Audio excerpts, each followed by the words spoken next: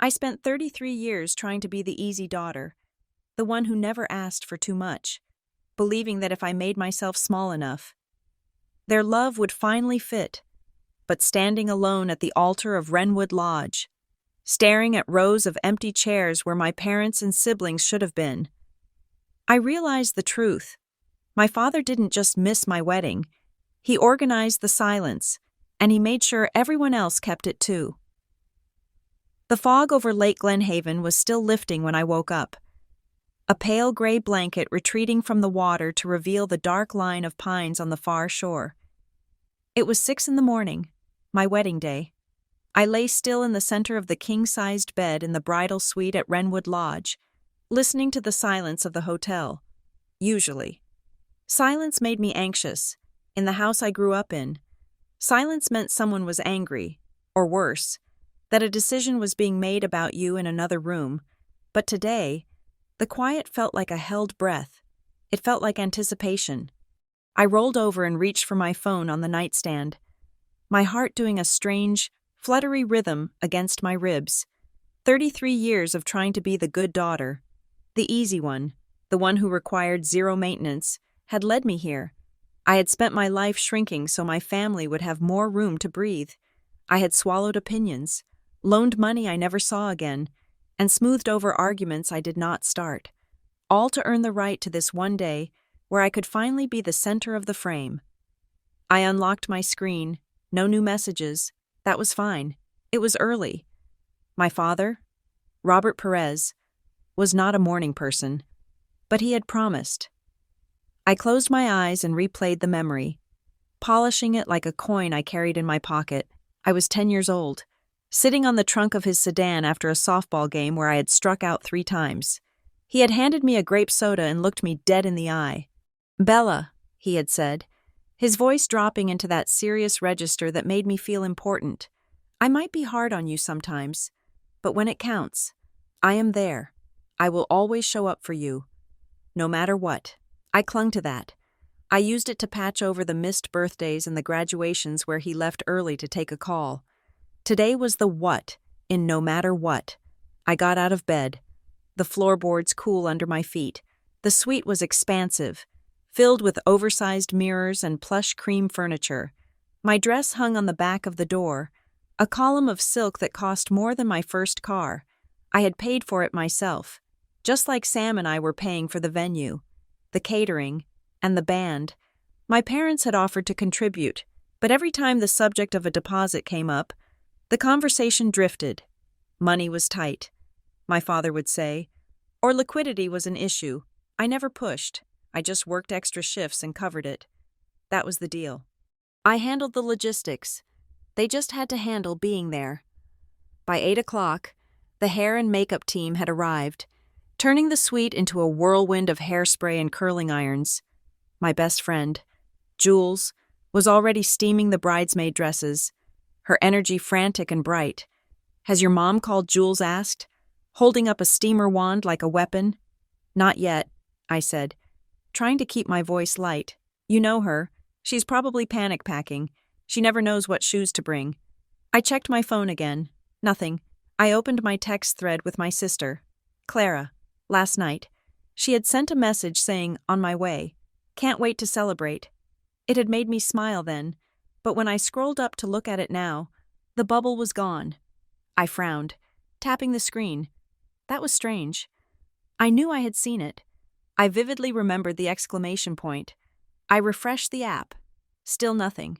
Maybe I had dreamt it.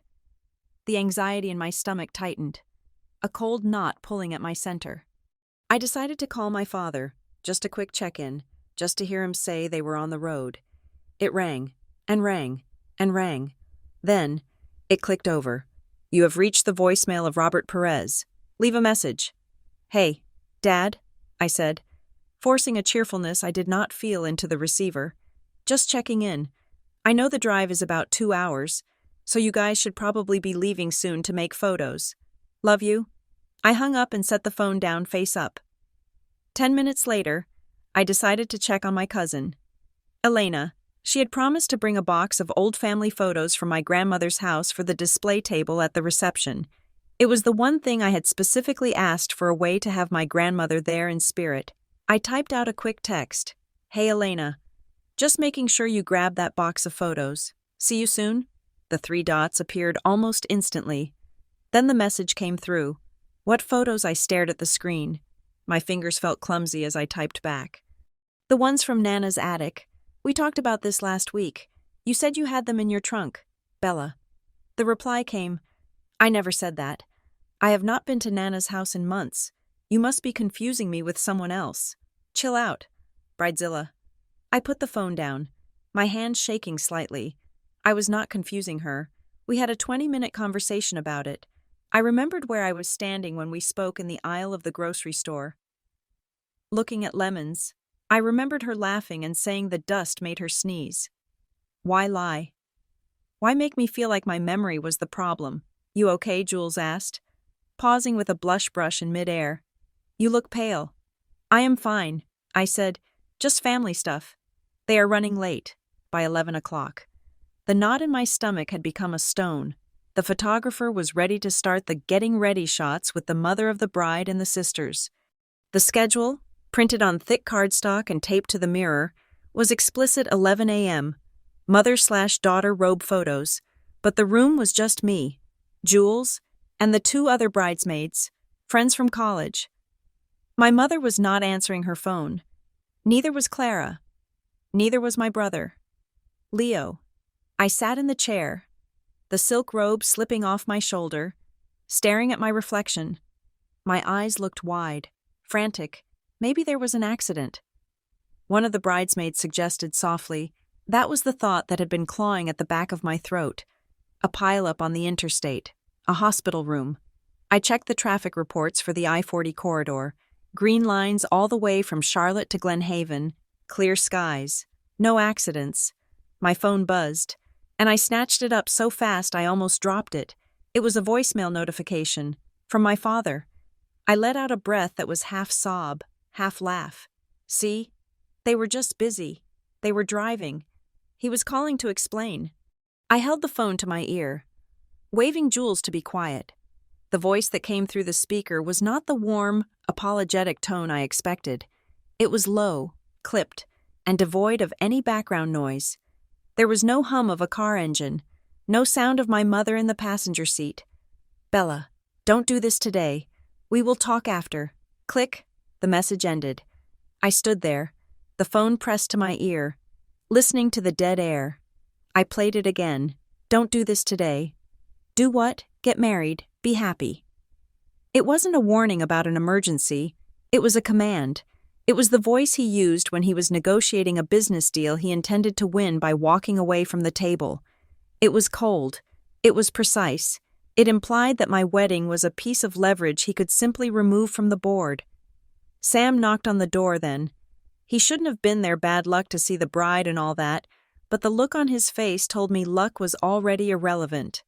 He stepped inside, looking handsome in his tuxedo, but his eyes were filled with a terrified pity that made me want to scream. "Bella," he said, closing the door behind him. "The coordinator, Mrs. Galloway. She says no one from the guest list with the last name Perez has checked in. Not one." I sat down on the edge of the bed. The skirt of my dress pooled around me like a cloud. "They are not coming," I whispered. Sam crossed the room and knelt in front of me, taking my cold hands in his. "Bella, look at me. We can stop. We can postpone. You do not have to go out there and face that.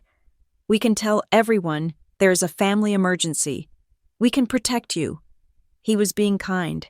He was trying to save my dignity. He wanted to shield me from the humiliation of walking down an aisle toward a front row of empty chairs. But as I looked at him, something inside me snapped. It was a small, sharp sound, like a dry twig breaking in a winter forest. "Postpone?" I asked. My voice sounded strange, harder than I recognized. "If we postpone," Sam said, "we give them time to fix whatever this is." "No," I said. "Bella, no," I repeated. Standing up, I pulled my hands away from him. "If I postpone, I am telling them that they control this. I am telling them that without their permission, I am not allowed to have a life. I have spent 33 years waiting for permission. Sam, I am done waiting. I turned to the mirror and wiped a smudge of mascara from under my eye. I am getting married today, I said. If they choose not to be here, that is their signature on the day, not mine. I am walking down that aisle. The room went silent. Jules looked at me with wide, teary eyes. Sam stood up slowly, nodding. Okay, he said. Okay, then let's do it. He kissed my forehead and left to handle the guests. The next hour was a blur of frantic energy. I was fueled by a mixture of adrenaline and a rage so pure it felt like rocket fuel. I let the makeup artist fix my face. I let Jules adjust my veil. I refused to look at my phone. Right before we were set to head down to the ceremony site, Jules came back into the room. She looked pale, clutching a thick manila envelope in her hand. "Bella," she said, "I don't know if I should give this to you right now." "What is it?" I asked, smoothing the silk over my hips. There was a woman in the lobby.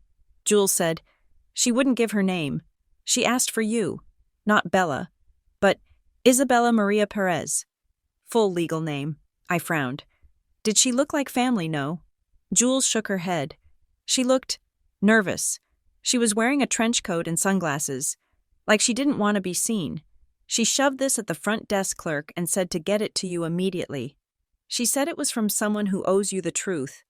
I reached out and took the envelope. It was sealed with heavy tape. My name was scrawled on the front in black marker. I ripped it open. Inside was a single document, a photocopy of something that looked like a legal filing. It was dense with jargon, paragraphs of text about assets and liabilities. I scanned the page, my eyes catching on highlighted sections. The Isabella M. Perez Family Trust, beneficiary status active, control deferred. I had never heard of a trust. My father always complained about how tight money was. He drove a leased luxury car and lived in a nice house. But he always acted like we were one bad month away from ruin. At the bottom of the page, in the margin, someone had written a note in blue ballpoint pen.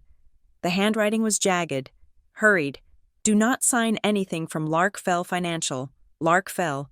The name meant nothing to me. I looked up at Jules. "What does it mean?" she asked. "I don't know," I said, folding the paper and shoving it into my bridle clutch. But I think my father's "no matter what" just came with a price tag. The music started. It was the cue.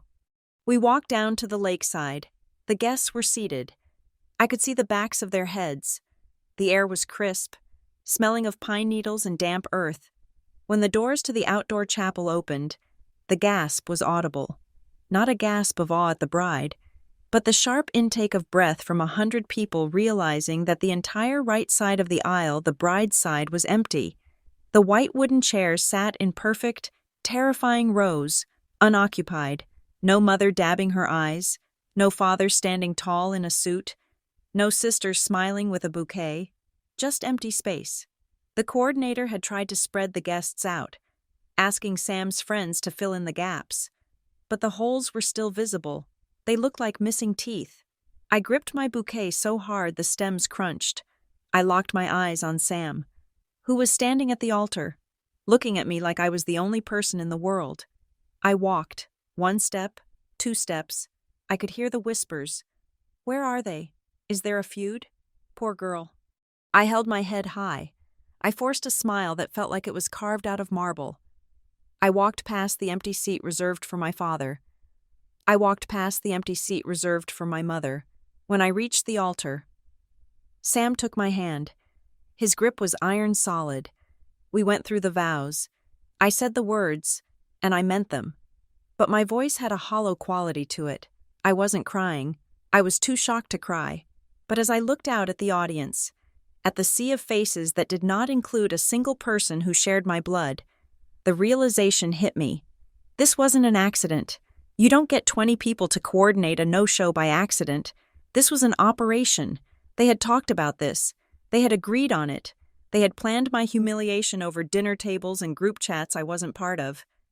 I said, "I do," but inside, I was thinking I will find out why. The reception was surreal. The The band played upbeat songs. People ate salmon and drank champagne. Everyone was being overly nice to me, treating me with the gentle caution you use with a bomb that might go off. I sat at the head table. Looking at the empty chairs next to me, I had refused to have the staff remove them. I wanted the visual. I wanted everyone to see exactly what had happened. A waiter approached me, carrying a massive arrangement of white lilies. "For you, Mrs. the bride." He stammered. A delivery just arrived. He set the flowers down. They were beautiful, funereal. Tucked into the greenery was a small white card. I pulled it out. No signature. Just 3 words typed in a standard serif font. "You should have listened." The air left my lungs. "You should have listened." It was my father's favorite phrase. He used it when I got a parking ticket. He used it when I chose a college major he didn't like. He used it to end every argument where I tried to assert a boundary. It was his shorthand for "I am right, and you are suffering because you forgot that." My grief, which had been a heavy, suffocating blanket all day, suddenly caught fire. It burned hot and clean. He did this. He sent these flowers. He wanted me to know that my empty wedding wasn't a punishment for something I did. It was a punishment for something I was disobedient. I got through the speeches. I danced the first dance. I cut the cake. I performed the role of the happy bride until the very last guest stumbled out to the shuttle buses. Then, I went back to the bridal suite alone.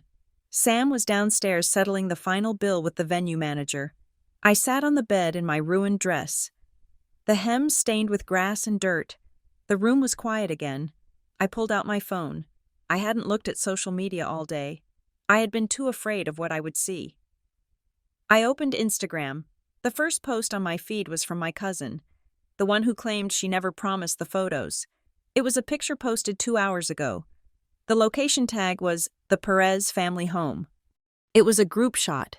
They were all there. My father, holding a glass of scotch, smiling a relaxed, easy smile. My mother, looking elegant in a blue dress I had never seen. My sister, Clara, laughing with her head thrown back. My brother, my aunts, my uncles. They were gathered on the back patio of my parents' house. There was food on the grill. There were balloons, not wedding balloons, just casual, festive decorations. They looked happy. They looked unburdened. They looked like a family enjoying a beautiful Saturday afternoon. There was no emergency. There was no crisis. There was no flat tire or sudden illness. They were 40 minutes away, having a barbecue. They had chosen to be there, eating burgers and drinking beer, while I stood alone in front of 100 people and promised my life to someone else. I zoomed in on my father's face. He wasn't looking at the camera. He was looking off to the side, a look of satisfaction on his face. It wasn't just a boycott. It was a statement. I saved the photo. Then I took a screenshot. Then I emailed it to myself. I sat there in the silence, the light from the phone illuminating my face. You should have listened. I stood up and walked to the mirror. I looked at the bride in the glass. She looked different than she had this morning. The softness was gone from her eyes. I picked up the manila envelope from the nightstand. Larkfell Financial. I didn't know what game they were playing. I didn't know why they had decided to break me today, of all days. But looking at that photo, seeing the ease with which they had discarded me, I knew one thing for certain. They thought they had taught me a lesson. They thought I would come crawling back, begging for forgiveness, asking what I had done wrong to deserve this. They were wrong. I wasn't going to crawl. I was going to dig. I took the phone and dialed the number for the hotel front desk. "This is Bella Perez in the bridal suite," I said, my voice steady. "I need a wake-up call for 6 a.m. I hung up. The easy daughter was gone. The difficult one was just getting started. The morning after my wedding did not feel like the start of a new life. It felt like the scene of a crime after the police tape had been taken down. I woke up in the bridal suite at 6 o'clock in the morning, my internal clock still set to the wake-up call I had requested the night before. Sam was still asleep, one arm thrown over his eyes to block out the sun streaming through the sheer curtains. I looked at him, my husband, and felt a wave of fierce, protective guilt. He had married into a disaster. He had signed up for a partner and gotten a casualty. I slipped out of bed, careful not to wake him, and went into the sitting room. The room was a wreck of the day before. The empty champagne bottle, the dress, hanging in the open closet like a ghost. The bouquet, wilting on the coffee table with its cruel little note still tucked inside. You should have listened. I sat down at the writing desk. I did not cry. I had cried enough in the shower at 2 a.m. to last me a decade. Now, I felt something else, a cold, hard clarity. It was the feeling you get when you survive a car wreck and realize the other driver swerved into you on purpose. I opened a notebook from the hotel stationery kit. I took a black pen. I began to write. I did not write about my feelings. I did not write about the hollow ache in my chest or the way the silence in the ceremony hall had sounded like a scream. I wrote data, Dad, RSVP. Yes, status, no show, reason given none, Mom, RSVP. Yes, status. No show, reason given none, Clara, RSVP. Yes, texted. On my way at 9, deleted text at 10, status no show, Uncle Mark, RSVP. Yes, status no show, Cousin Elena, RSVP. Yes, lied about photos, status no show. I went down the list, name by name. 32 members of the Perez family, 32 empty chairs. This was not a series of individual decisions. People are messy, people are chaotic. If 32 people independently decide to skip a wedding, at least one of them forgets to check the group chat and shows up anyway. At least one of them feels guilty and texts an apology. At least one of them gets the date wrong. For 32 people to vanish in perfect synchronization required management. It required a whip. It required a threat so credible that even my sweet, scatterbrained Aunt Sarah was too terrified to pick up the phone. I looked at the list. It wasn't a guest list anymore. It was evidence. My phone buzzed on the mahogany desk. I stared at it. Incoming call, Dad. My heart hammered against my ribs. A physical reaction I could not control. Conditioned by 3 decades of seeking his approval, I let it ring twice. 3 times. 4 times. I wanted him to sweat. I wanted him to wonder if I had thrown the phone into the lake. On the 5th ring, I picked up. Hello? I said. My voice was flat. Dead. Bella, he said. He sounded normal. That was the most jarring part. He didn't sound like a man who had just nuked his daughter's life. He sounded like he was calling from the golf course to ask if I had remembered to mail a package. We need to talk, he said. I waited. I looked at the list in front of me. Are you there? He asked. I am here. I said. I was there yesterday. 2. There was a pause, a calculated silence. Look, he said, his voice shifting into a lower gear, the one he used when he was explaining to a client why a project was over budget. Yesterday was complicated.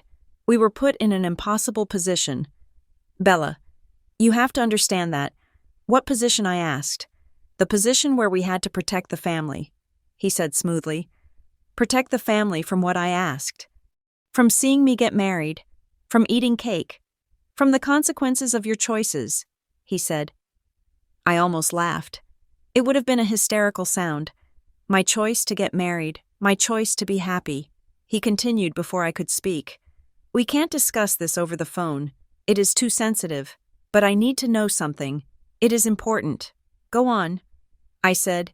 Did anyone approach you at the hotel yesterday? He asked. A woman. Or maybe a courier. Did you receive a package or an envelope? The air in the room seemed to drop 10 degrees. He knew. He wasn't calling to apologize. He wasn't calling to explain. He was calling because he knew a leak had sprung in his ship, and he wanted to know how much water was coming in. I looked at the manila envelope, currently tucked under the mattress in the bedroom where Sam was sleeping. Why would I receive an envelope? I asked. Just answer the question. Bella, he said, the smoothness cracking just a fraction. Did you sign anything? That is the priority. If you signed anything yesterday without running it by me, we are going to have a very difficult conversation. We are already having a difficult conversation. Robert, I said. I didn't call him Dad. I hadn't planned it. But the name Dad felt like a lie now. Dad was the man who taught me to ride a bike. Robert was the man who left me at the altar. Silence on the other end. He hated being called by his first name. He considered it disrespectful. I am coming over. I said, no, he said quickly. That is not a good idea. Your mother is very upset. I am coming over. I repeated, I will be there in an hour. If you are not there, I am driving to your office. If you are not there, I am driving to the club. I will find you. Robert. I hung up before he could respond. Cedar Ridge Estates was a fortress of beige stucco and manicured lawns, a gated community where the grass was cut to a uniform height of 2 inches and the trash cans were hidden behind tasteful lattice screens. It was a place where nothing bad was ever supposed to happen, or at least, where nothing bad was ever supposed to be seen. I pulled my car into the driveway of my parents' house. It was a large, imposing structure with columns that served no structural purpose and a 3-car garage. I sat in the car for a moment, gripping the steering wheel. My wedding ring flashed in the sunlight. It felt heavy on my finger. I got out. I didn't knock. I used my key. The house smelled like lemon polish and coffee. It was aggressively normal. The television in the living room was on, playing a cable news channel at low volume. My father was in the kitchen, standing by the espresso machine. He was wearing a polo shirt and khakis, his silver hair brushed back perfectly. He looked like he was about to head to a brunch. He turned as I walked in. He didn't look guilty. He looked annoyed. Bella, he said. I told you this wasn't a good time. Where is Mom? I asked. She's upstairs, he said. She has a migraine. She cannot handle a scene right now. A scene, I asked, walking further into the kitchen. My heels clicked loudly on the travertine floor. You think this is a scene? Yesterday was a scene. Robert, yesterday was a spectacle. He sighed and picked up his espresso cup. He took a sip, his eyes watching me over the rim. You are being dramatic, he said. I stared at him. The gaslighting was so brazen it was almost impressive. I am being dramatic, I asked. You organized a boycott of my wedding. You sent a bouquet with a threat. You made sure 30 people stayed away. And I am being dramatic. It was a miscommunication, he said. Setting the cup down, we thought it was best to postpone. I left you a voicemail. You left a voicemail at 11 o'clock. I said, the wedding was at 12. That isn't a postponement. That is an ambush. He waved a hand dismissively. We can go back and forth on the timing all day. The point is, you went ahead with it.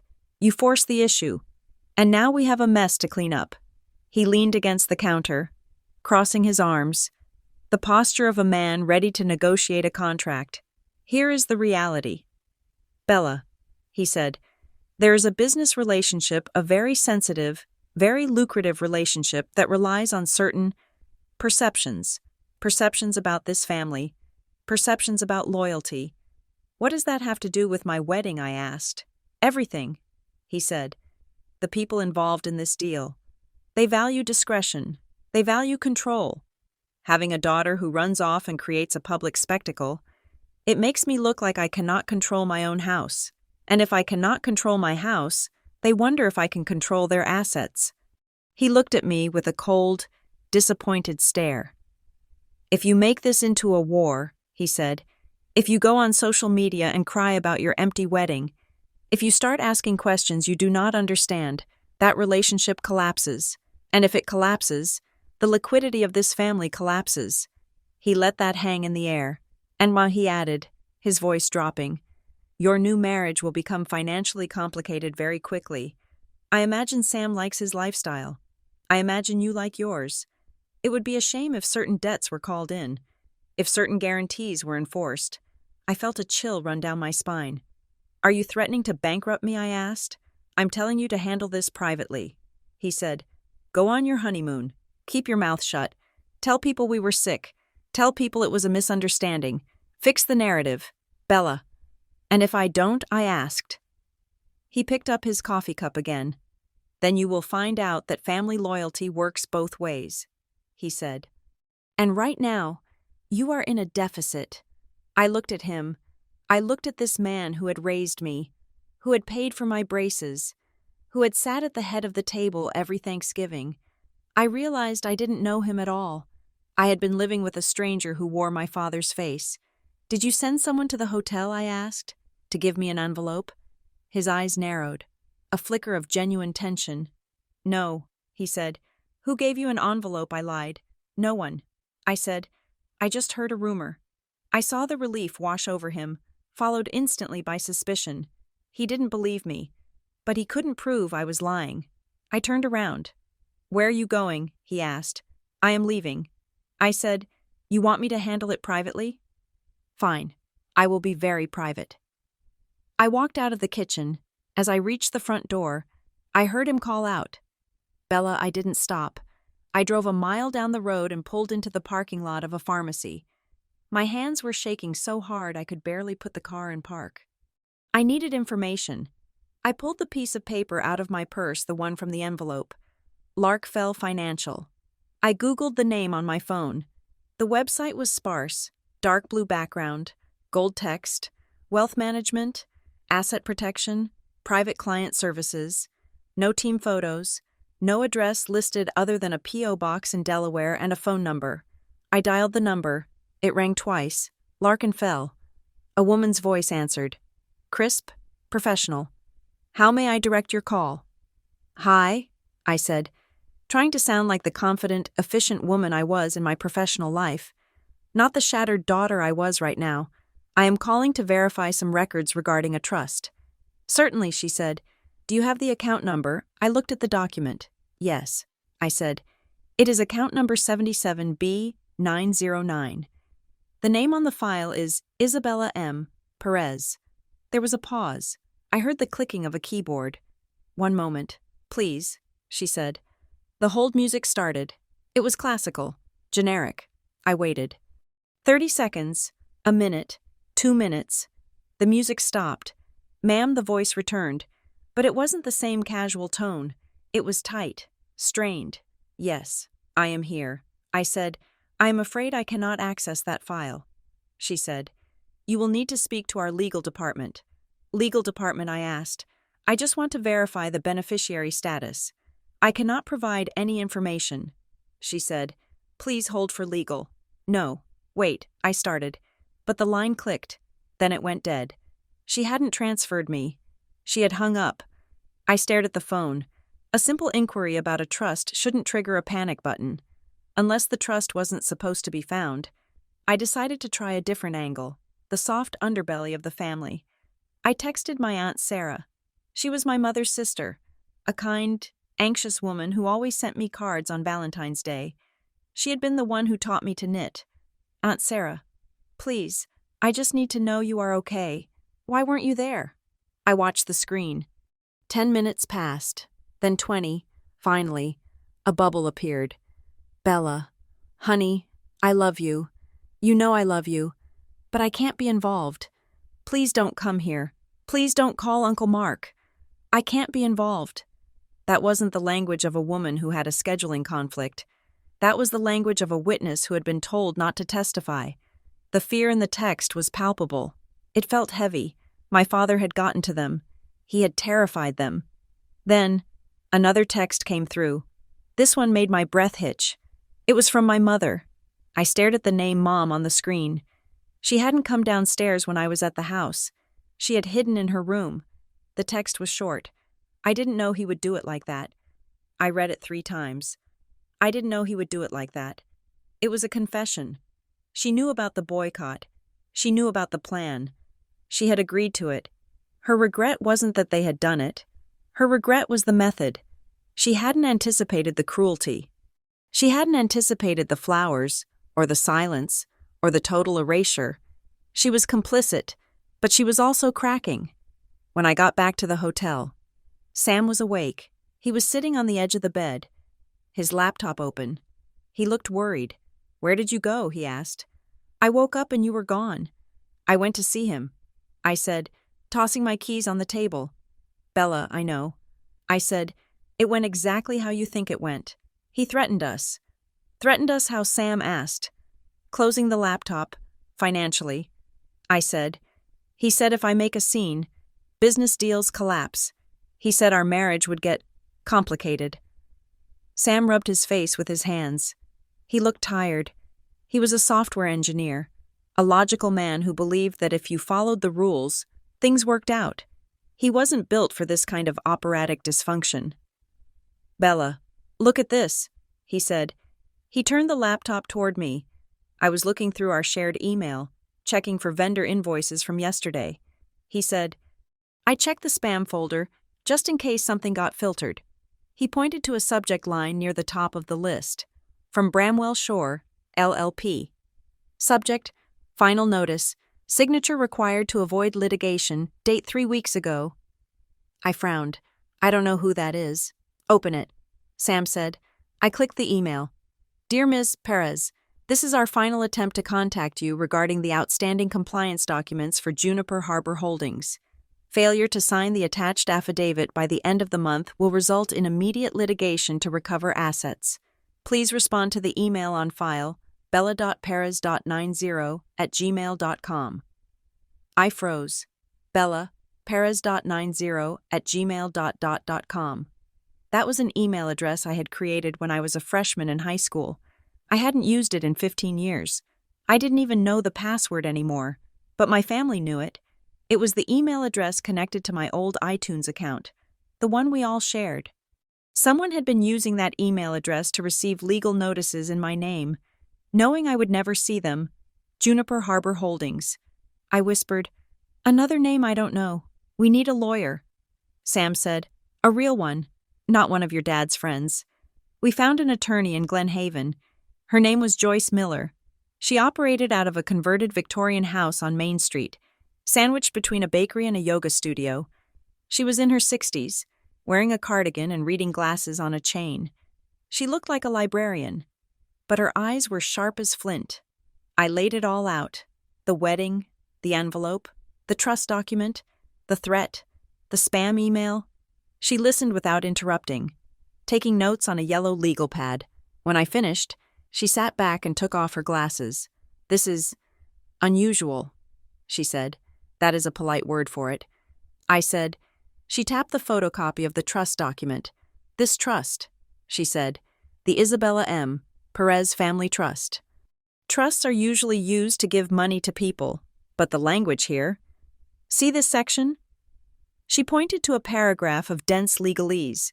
Beneficiary assumes all liability for attached instruments. That is not standard for a gift, Joyce said. That is a dumping ground. What does that mean? I asked. It means, she said, leaning forward, that it looks like your identity is being used as a container, a clean name, if a business has bad debt, or toxic assets, or risky loans. They might move them into a trust or a shell company to get them off their main books, if that trust is in your name, and you signed, or they claim you signed authorization, then the debt is yours, the risk is yours. So my father is using me to hide debt, I asked. It is possible, she said. It is also possible he is using you to secure loans he couldn't get otherwise, if your credit is good, and you have no history of bankruptcy. You are a fresh resource. She looked at the email printout from Bramwell Shore. This email address, she said, that is the smoking gun. They used an address they controlled, but one that was technically yours, to establish notice. They can claim they sent you the documents. They can claim you were informed. Is it illegal? Sam asked. If Bella didn't know absolutely, Joyce said, it is fraud. It is identity theft. But proving it, that is the hard part, especially if they have your signature on other things. Did you sign papers for him? Routine things, I thought back. The countless times my father had slid a stack of papers across the kitchen island. Just insurance forms. Bella, just updating the beneficiary for the life insurance. Sign here. And here. I trusted him. I said quietly. I signed whatever he gave me. Joyce nodded grimly. That is how it starts. She looked at me, her expression serious. I can send a demand letter, she said. I can demand a full accounting of this trust and any entity connected to your Social Security number. But I have to warn you, if we do that, we are firing a shot across the bow. Your father will know you are coming for him. He already knows. I said, then we fire. She said. We drove back to the city that evening. The car was quiet. The honeymoon we were supposed to be taking 10 days in Italy was cancelled. Neither of us could imagine sitting on a beach while this rot was spreading under the floorboards of our life. When we got to our apartment, I felt a strange sense of dislocation. It looked like my home, but I felt like a different person walking into it. The person who lived here before the wedding was naive. She was soft. My phone buzzed. A text message. It was from Lisa, my makeup artist. She was a sweet girl. A freelancer I had hired because she did natural looks. Hey Bella, so sorry to bug you. I know you are probably on your honeymoon. Just realized I left my blending sponge set in the bridal suite. If you guys grabbed it, let me know. Also, I didn't want to say anything yesterday because you were so stressed. I stopped walking. I stood in the hallway, my suitcase handle in my hand. But your sister called me yesterday morning. I stared at the screen. Clara. She called around 9 a.m. She didn't ask to talk to you. She just asked me to count how many people were in the suite. She wanted to know if your mom was there yet. When I said no, she just said, okay, thanks, and hung up. The coldness of it hit me like a physical blow. Clara hadn't called to say she was sorry. She hadn't called to explain why she wasn't coming. She had called to verify that the boycott was working. She was checking the scoreboard. She wanted to confirm that I was alone. The boycott wasn't just an absence, it was a performance. And they needed to make sure the audience me was seated and watching before the curtain went up. I looked at Sam. What is it? He asked. I dropped the phone into my pocket. My sister, I said. She called the makeup artist to check the guest count. Sam's face hardened. I went into the kitchen and poured a glass of water. My hand was steady now. The grief was gone. The shock was gone. All that was left was the list and the work. I took a sip of water. It tasted like iron. Finding the woman who delivered the envelope was not a matter of detective work. It was a matter of memory. Jules had described her as quiet, nervous, wearing a trench coat, and somewhere in her late 40s. She had said the woman asked for me by my full legal name, a habit ingrained in anyone who had worked in the administrative wing of my father's empire. I knew the type. My father burned through executive assistants the way other people burned through paper towels. They were always efficient, always stressed, and eventually, they all vanished. I went through the mental Rolodex of faces I had seen behind the glass reception desk at Northline Development Group over the last decade. One face stuck out, a woman named Nina. She had been his assistant for 3 years, a record before leaving abruptly 6 months ago without a farewell party. I found her number in an old email chain regarding a birthday gift for my mother she had organized on my father's behalf. I didn't call. I sent a text. I know you left the envelope. I am not angry. I just need to understand. Please. She replied 4 hours later with an address for a coffee shop 3 towns over. A place called The Daily Grind, in a strip mall off the highway. I arrived 15 minutes early. I sat in the corner, facing the door. When Nina walked in, she looked like she was expecting to be ambushed. She wore sunglasses and a scarf wrapped high around her neck, despite the mild weather. I waved. She hesitated, then walked over and sat down, keeping her bag clutched in her lap. Thank you for coming, I said. She didn't take off her sunglasses. I shouldn't be here. Bella, she said. Her voice was tight. If he finds out I talked to you, he will destroy me. I signed an NDA that is thicker than a Bible. Why did you bring me the envelope? I asked. She looked down at her hands. They were trembling slightly, because I couldn't watch him do it. She said, I worked for that man for 3 years. I saw him ruin competitors. I saw him crush subcontractors who tried to sue for payment. That is business. I get it. But you are his daughter. What is happening? Nina, I asked. Why the trust? Why the empty wedding? She leaned in, lowering her voice. He is underwater, she said. I frowned. That is impossible. He just bought a vacation home in Hilton Head. He drives a brand new Rover. It is all leverage, she said. It is all debt. Northline is overextended.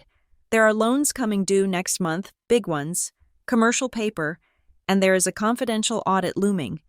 The banks are getting nervous. They want to see collateral. They want to see assets that aren't already leveraged to the hilt. She paused, looking around the shop to make sure no one was listening. He needs clean assets, she said. He needs entities that look separate from him. He needs names that don't have red flags on them. My name, I said. Your name. She nodded. The Isabella M. Perez Family Trust. It has been dormant for years. Just a shell. But 6 months ago, he started moving things into it. Or rather, he started preparing to move liabilities into it. He needs a place to park the bad debt so the main books look clean for the audit. But he can't do that without my signature. I said, I am the beneficiary. Nina let out a short, bitter laugh. Think back. Bella, she said, think back to your 20s. How many times did you stop by the office? How many times did he slide a stack of papers across his mahogany desk and say, just sign these, sweetheart, just insurance updates, just tax forms? I felt a cold prickle at the base of my neck. I remembered. Of course I remembered. It happened once or twice a year. I never read them. He was my dad. He was the businessman. I was just the daughter who needed to sign where the little sticky note pointed. He kept them, I asked. He keeps everything, she said. He has a vault of signatures, beneficiary forms, power of attorney drafts, emergency contact updates. He lifts the signature pages. He reuses them, or he uses them as a template. She reached across the table and touched my hand. Her skin was ice cold. The wedding wasn't about you getting married, Bella. It was about pressure. He needs you to sign something new, something big. And he knew that if you were happy, if you were supported, if you had a husband looking over your shoulder, you might ask questions. He needed you isolated. He needed you desperate. He needed you to feel like he was the only raft in the ocean so you would grab whatever hand he offered. I sat back, feeling sick. It wasn't a punishment. I whispered, it was a strategy. It is always strategy with him, Nina said. She stood up abruptly. I have to go. Don't tell him you saw me. Please. She walked out of the shop before I could ask anything else. I drove home in a daze, but the fog was burning off, replaced by a sharp, jagged anger. I needed to test Nina's theory. I needed to see just how deep the leverage went. I didn't go home. I drove to my sister Clara's apartment complex. Clara was 2 years younger than me, a teacher who always complained about her credit card debt and her car payments. We had always been close, or so I thought. We shared clothes. We had a group chat where we sent each other memes about wine and tired Mondays. She didn't answer her buzzer. I waited by the main door until a neighbor walked out. Then I caught the latch and slipped inside. I knocked on her door. Hard. Clara, I yelled. I know you are in there. I saw your car. Silence. Clara, open the door or I'm going to stand here and scream the details of your diary to the entire hallway. The lock clicked. The door opened a crack. Clara stood there, wearing sweatpants and a t-shirt, looking pale and miserable. Go away, Bella, she said. I pushed the door open and walked in. Her apartment was dark, the blinds drawn. Why, I asked. I didn't scream. I just asked. Why? Clara. You called the makeup artist to count the guests. You wanted to make sure I was alone. Why? She backed away from me, wrapping her arms around herself. I couldn't come. She said, Dad said what I snapped, that he would ground you. You are 31 years old. Clara. It is not that simple, she said, her voice rising. Then make it simple for me. I said, tell me why my sister left me standing at the altar. She looked at me, her eyes filling with tears, but they weren't tears of sorrow. They were tears of shame. He paid it off. She whispered. I froze. Paid what off my credit card? She said. The Visa and the MasterCard, the $18,000 I owed. He paid it all off on Friday morning, and he said he would handle the car note for the next year. I stared at her. The room seemed to tilt. You sold me. I said. My voice was very quiet. You sold me for $18,000. It wasn't like that. She cried. He said you wouldn't mind. He said you and Sam were going to be fine. That you didn't need us there. That it was just a ceremony.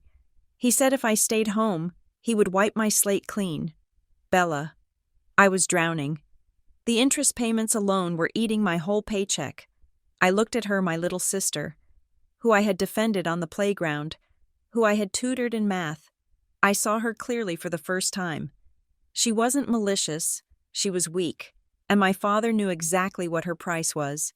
He bought you. I said, he didn't just ask you to stay home, he purchased your absence. He helped me, she shouted, defensive now. He helped me when I was in trouble. He didn't help you. I said, he bribed you. There is a difference. I walked to the door. Enjoy being debt-free. Clara. I said, I hope it was worth it. I didn't stop there. I was on a tear now. I wanted to see the whole ledger. I texted my brother. Leo was the oldest, the golden boy. He was a vice president at a logistics firm in Charlotte. He didn't need money. He made plenty of it. Grocery store on 5th, parking lot, row F, 1 hour, if you don't show. I am coming to your office. He was there in 45 minutes. He was sitting in his silver sedan, the engine running. I parked next to him and got into his passenger seat. He looked terrible. He had dark circles under his eyes, and he hadn't shaved. Hi, Bella, he said. He didn't look at me. Clara cost $18,000. I said, what was your price? Leo. You don't have credit card debt. So what did he use? Leo gripped the steering wheel so hard his knuckles turned white. He knows about the mistake, Leo said. I frowned. What mistake? 3 years ago, Leo said. The investments I managed for the firm. I took a risk on a startup. It wasn't strictly authorized. I lost $50,000 of client money. I covered it up. I paid it back out of my own pocket before the quarter closed. No one lost money in the end. But technically it was fraud. I said. Leo nodded. It was a career-ending mistake. If it came out, I would lose my license. I would be fired. I might face charges. I told Dad about it when it happened because I was panicked. I needed advice. And he kept it. I said, he kept the emails. Leo said, he kept the bank transfer records. He told me on Thursday that if I went to your wedding, he would forward the file to my compliance officer on Monday morning. I stared out the windshield at the people pushing shopping carts, buying milk and bread, living their normal, unextorted lives. He didn't scream, Leo said softly. He wasn't even angry. He just said, Leo, you have a family to support. Think about what is best for them. I looked at my brother. He is a monster. I said, he is Dad, Leo said, finally looking at me. This is how he loves us. Bella, he controls us so we can't fail. No, I said, he controls you so you can't leave. I opened the door and got out. Leo didn't try to stop me. The pattern was clear now. My father didn't rely on loyalty. He didn't rely on love. Those things were volatile. Those things could change. He relied on leverage. Clara was greed. Leo was fear. I wondered what I was. I was the asset. I was the one he needed to use, not just control. I met Joyce Miller, my attorney, at her office late that afternoon. I felt like I had aged 10 years since sunrise. I found something, she said as soon as I sat down. She slid a piece of paper across her desk. It was a corporate filing. I pulled the records for Juniper Harbor Holdings. She said, it is a shell company registered in Nevada. It has no employees, no office, and no product, but it has a lot of debt. How much, I asked. $400,000, she said. In high-interest private loans. I felt the blood drain from my face. And look at the guarantor, she said. She pointed to the bottom of the page. Guarantor, the Isabella M. Perez Family Trust. Authorized signatory, Isabella M. Perez. The signature was there. It looked like my signature. It had the little loop on the P that I used to do, but I never signed this. I said, I have never heard of Juniper Harbor. The date on the signature is from 2 years ago. Joyce said, "Were you in Nevada 2 years ago?" "No." I said, "I was here, working." "Then this is forgery," she said, "or it is a misused signature from another document. Either way, your trust and by extension, you are on the hook for nearly $500,000 of toxic debt. And if Northline defaults on its other obligations, the creditors will come looking for this. Can we prove it?" I asked. Joyce took off her glasses. "We can try," she said. "We can hire a handwriting expert. We can subpoena the original document. But Bella, listen to me. If we do that, we are accusing your father of a felony. This isn't just a family dispute anymore. This is prison time." I looked at the signature. It looked so innocent. Just ink on paper. "He left me at the altar to protect this." I said, "He humiliated me to keep me from asking questions about this. He is desperate." Joyce said, "A desperate man doesn't have limits." I had one more stop to make, the hardest one. My mother. She had agreed to meet me. But not at the house. She chose a diner off the interstate, a place with plastic menus and fluorescent lights, where no one from the country club would ever be caught dead. She was sitting in a booth, stirring a cup of tea. She looked small. My mother had always been a formidable woman, impeccable in her dress and manners, the perfect hostess, but today, under the harsh lights, she looked gray. I slid into the booth opposite her. "Hello?" "Mom," I said. She didn't look up. "Bella." "I know about the debt." I said, "I know about Clara's credit card. I know about Leo's job." She stopped stirring. Her hand froze.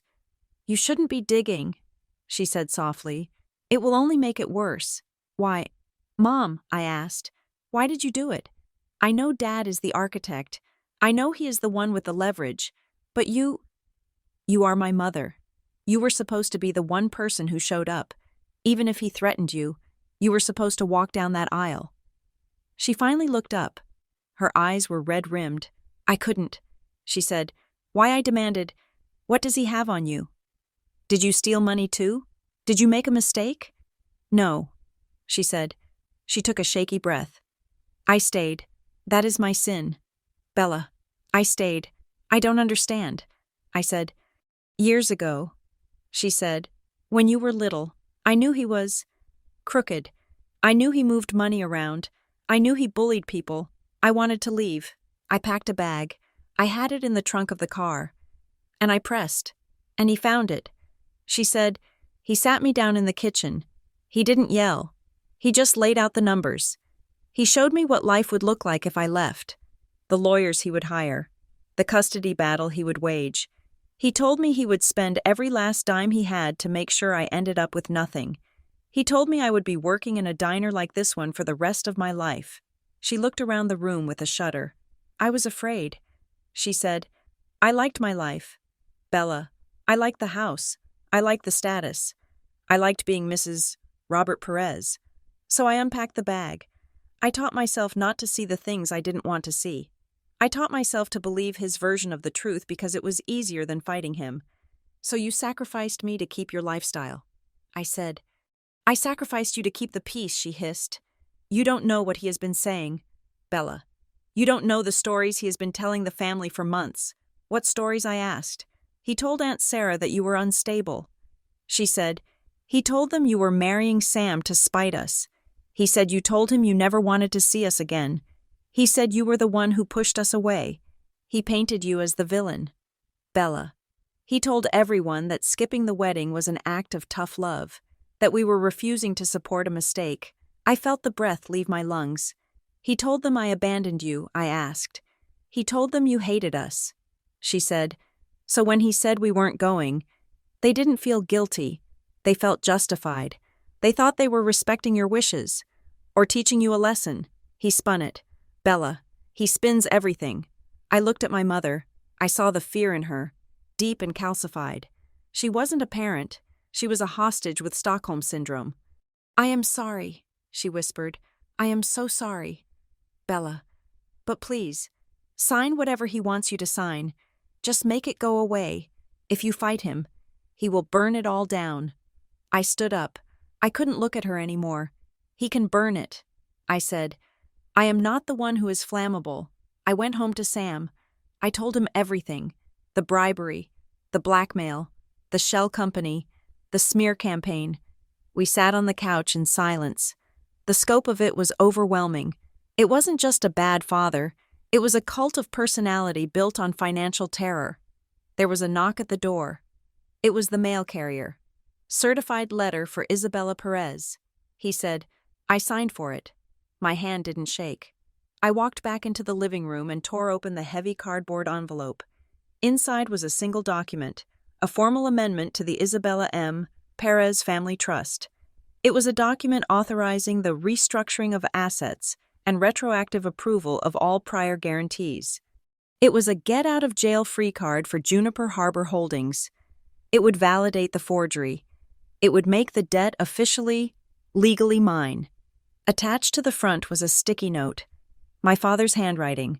We can fix the wedding later. We need to fix the family now.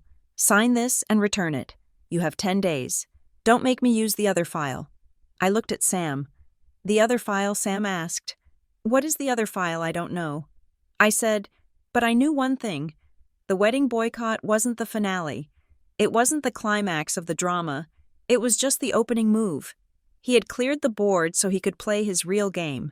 I looked at the deadline. 10 days. 10 days to sign away my financial future and absolve him of his crimes. Or 10 days to find a way to kill the king.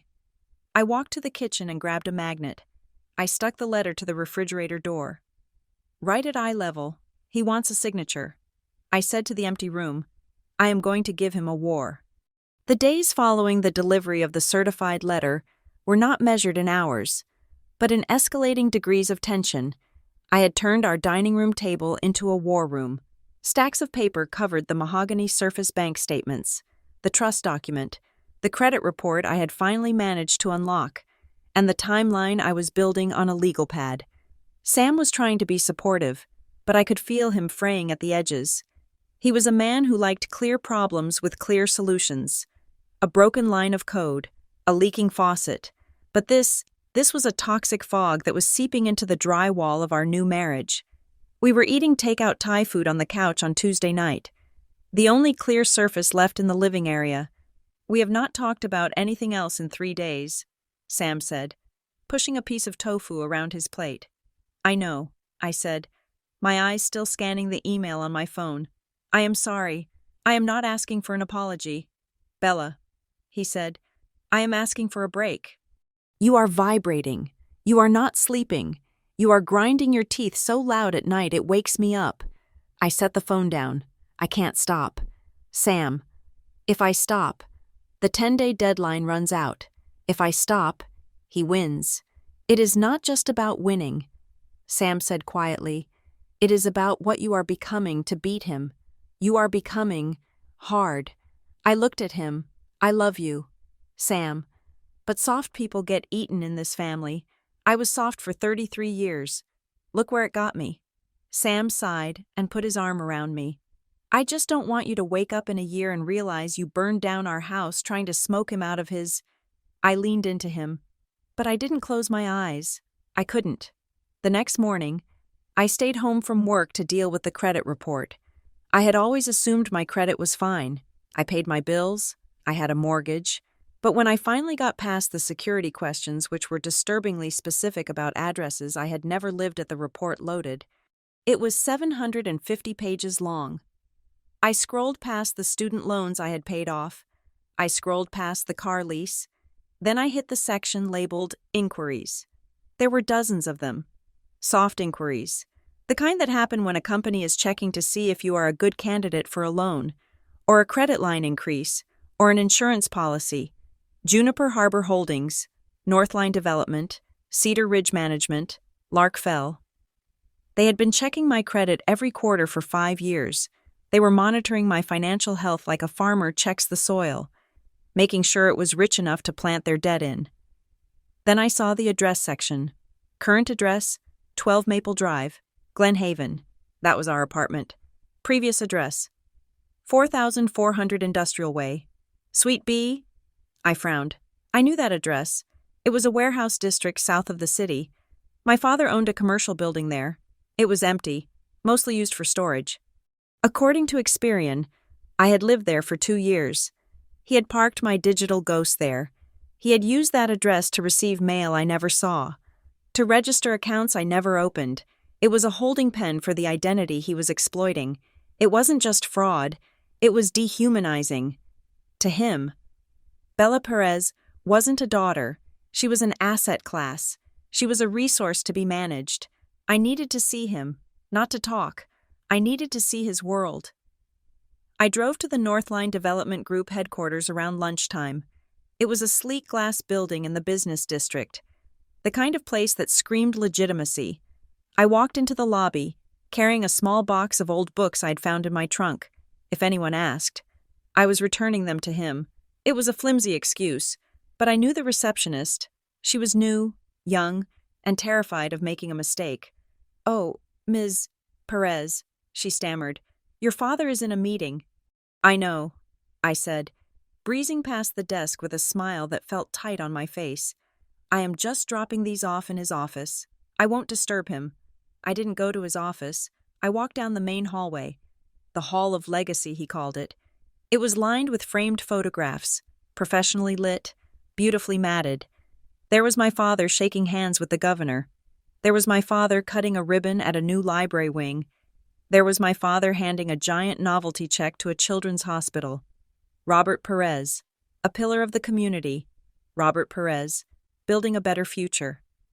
I stopped in front of a photo taken at a charity gala last year. He looked regal, benevolent. He looked like a man who had never told a lie in his life. I realized then what I was actually fighting.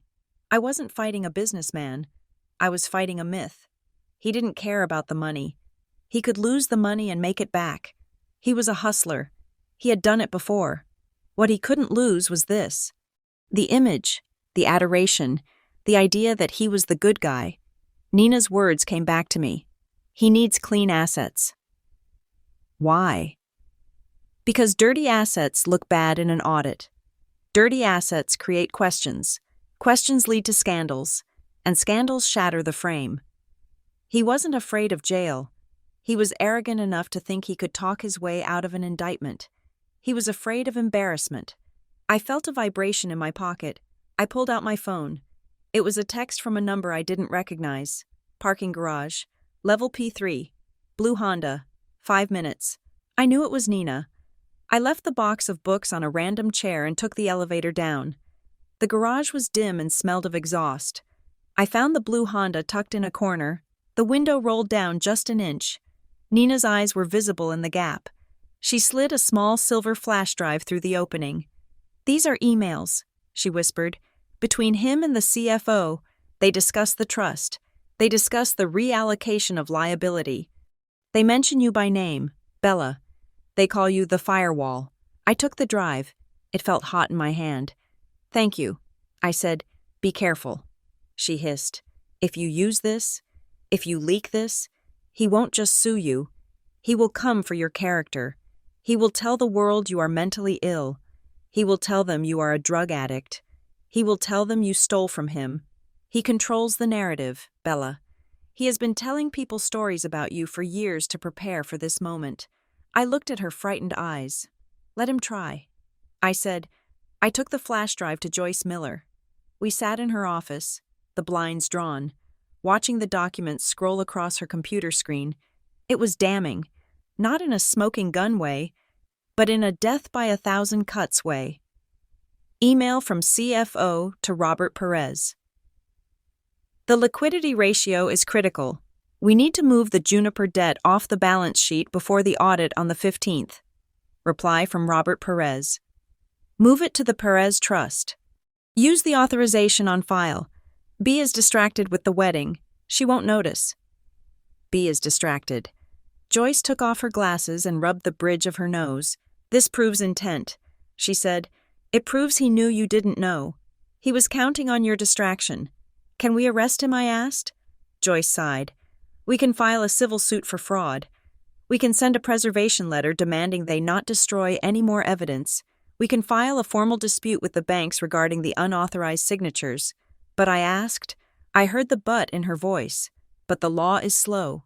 Bella, a civil suit takes years. The audit is in 2 weeks. If we file a lawsuit, it becomes public record. He knows that. He knows you know that. He is betting you won't blow up his reputation because you are still his daughter. I am not his daughter anymore. I said, I am the firewall. I want to file the dispute. I said, I want to send the preservation letter. I want to paper his world with notices that I'm coming for him. Joyce nodded. Okay, we will send the letters tomorrow. But Bella, once we send them, he will escalate. He's been playing defense. Once he gets these letters, he will switch to offense.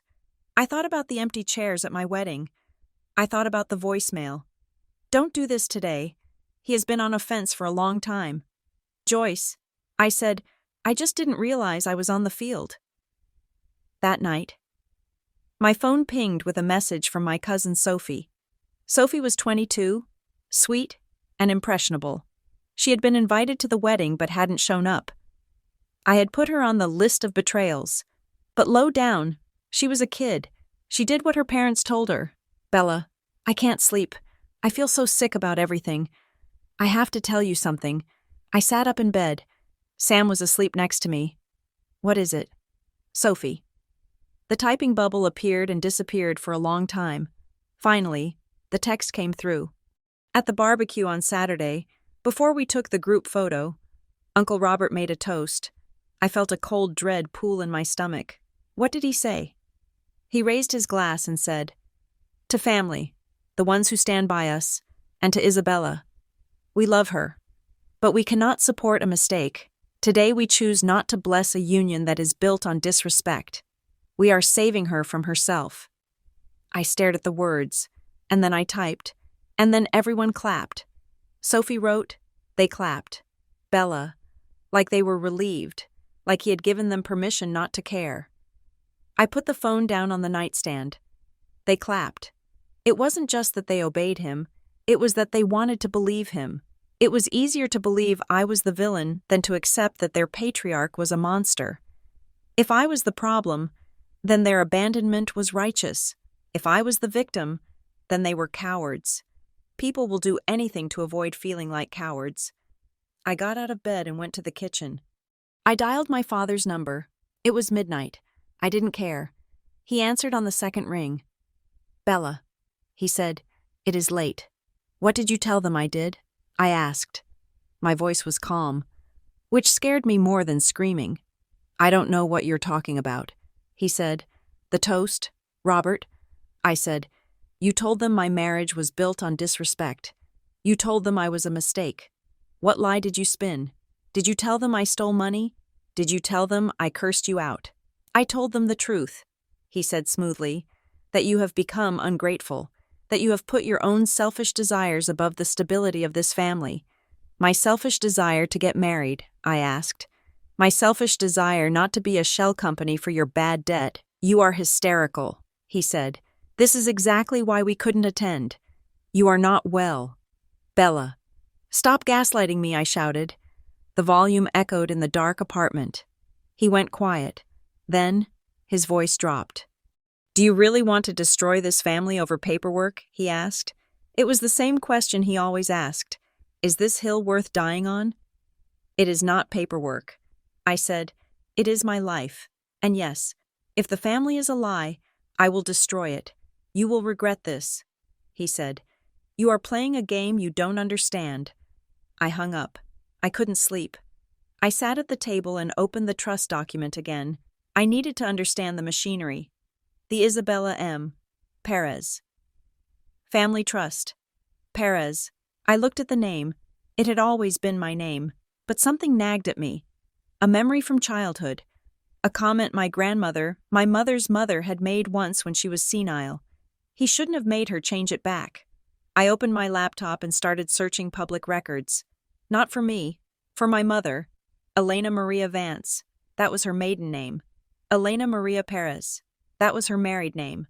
I searched for marriage licenses in North Carolina from 35 years ago. I found it. Elena Maria Vance to Robert James Sterling. Sterling. My father's last name wasn't Sterling. It was Perez. I frowned. I searched again. I found a divorce decree 3 years later. Elena Vance Sterling versus Robert James Sterling. Then, a year after that, another marriage license. Elena Vance Sterling to... I stopped. There was no second marriage license to a Robert Perez. I searched for Robert Perez. I found a name change petition filed 30 years ago. Petitioner Robert James Sterling. Requested name, Robert James Perez. He had taken her name, no. That didn't make sense. Perez wasn't her maiden name. I dug deeper. I went back to my mother's history. I found a marriage license from before I was born. Before she met Robert, Elena Maria Vance to Mateo Perez. My mother had been married before. To a man named Mateo Perez. The marriage lasted 2 years. He died in a car accident. I sat back, my head spinning. My mother was a widow when she met Robert. She still carried her late husband's name, Perez, and when Robert married her, he took her dead husband's name. Why? Why would a man take the name of his wife's deceased first husband? Unless he needed a new name. Unless Robert Sterling had a past he needed to bury, or... I looked at my own birth certificate. I had ordered a copy online a few days ago as part of my gather all documents strategy. It had arrived in the mail yesterday, but I hadn't opened it yet. I tore open the envelope. Certificate of live birth. Name of child, Isabella Maria Perez. Date of birth, June 14th, 1991. Mother Elena Maria Perez. Father, I looked at the line for father. It was typed in, Robert James Perez, but the date of registration. I looked at the bottom of the certificate. Date filed September 1994. I was born in 1991. The certificate wasn't filed until 1994. 3 years later, why the delay? And then I saw it. A small notation in the margin, the kind used by clerks when a record is amended. Amended by affidavit of paternity. Docket 44-B, affidavit of paternity. You file that when the father isn't on the original certificate, when you need to add him later. My stomach dropped. If Robert was my father, and they were married or living together, why wasn't he on the original certificate? And why did I have the last name Perez?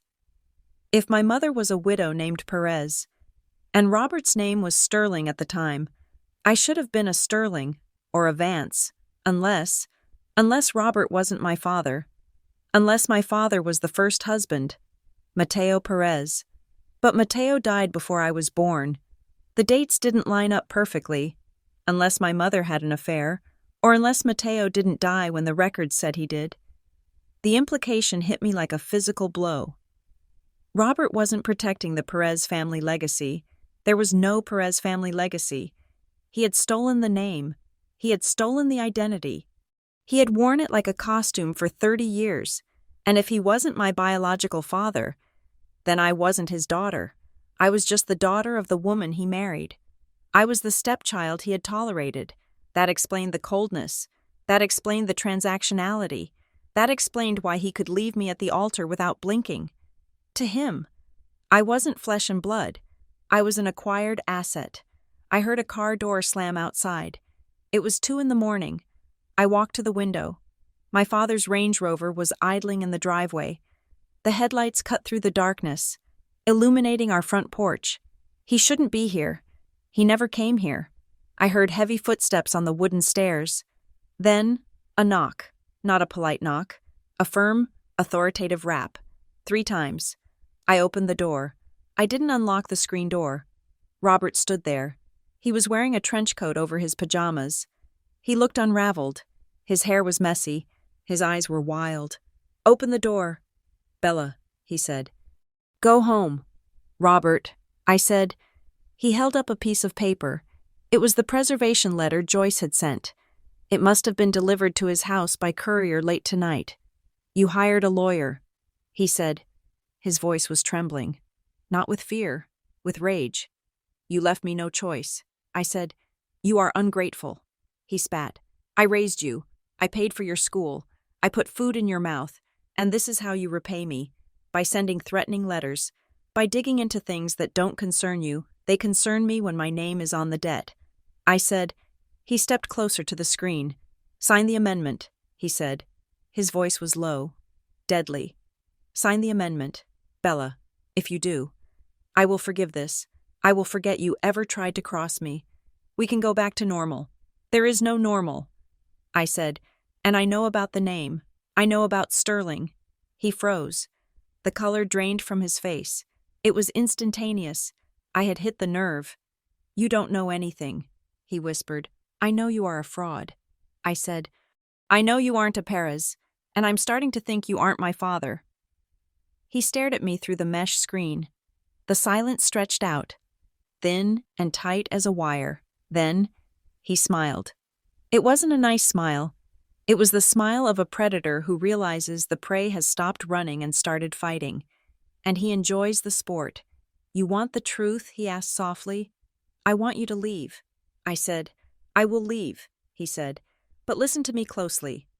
Isabella, you have 10 days to sign that paper. If you don't, I won't just ruin your credit. I won't just ruin your reputation. He leaned in, his breath fogging the mesh. I will make sure you lose everyone permanently. I will make sure Sam leaves you. I will make sure your mother never speaks to you again. I will make you so toxic that no one will ever touch you. You think you are fighting for your independence? You are fighting for your survival. He turned and walked down the stairs. I didn't answer him. I locked the main door. I slid the deadbolt home. I leaned my forehead against the cool wood. He hadn't denied it. He hadn't said, Of course I'm your father. He had threatened me with total annihilation. I walked back to the kitchen. I looked at the list of betrayals. I picked up the pen and added a new line at the very bottom. Robert Perez, status enemy. I wasn't fighting for approval anymore. I wasn't fighting for an apology.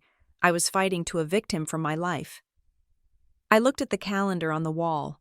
9 days left. The tension in our apartment was physical.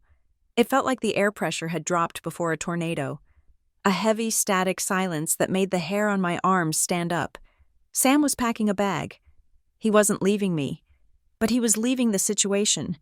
He was going to stay at a hotel near his office for 2 nights because he needed to sleep. And he couldn't sleep in a house where my father might pound on the door at 2 a.m. I stood in the doorway of the bedroom, watching him fold a blue button-down shirt. You think I'm crazy, I said. He stopped folding. He looked at me, his eyes rimmed with red. I don't think you are crazy. Bella, he said, I think you are in a war zone, and I think you are charging the machine gun nest with a pocket knife. He came to our house. He threatened our safety. We should be calling the police, not looking for old birth certificates. The police can't fix this. Sam, I said, the police can file a report for harassment, but they can't give me back the last 30 years. They can't tell me who I am. Sam threw the shirt into the suitcase with more force than necessary. Who cares who you are? He asked, his voice rising. You are Bella. You are my wife. You are a marketing director. You are kind and smart and stubborn. Why does it matter if your last name is Perez or Sterling or Smith? Why does it matter if he signed a paper in 1994? Just walk away. We can move. We can go to California. We can change our numbers. Why do you have to win? I walked over and put my hand on his arm. He was trembling, because he didn't just lie to me. Sam, I said quietly. He rewrote me. He used my existence as a plot point in his own story. If I walk away now, without the truth, I am accepting his draft. I am accepting that I am just a shell company with legs. Sam looked at me for a long time. Then he sighed, a sound of deep, exhausted defeat. I am not chasing money.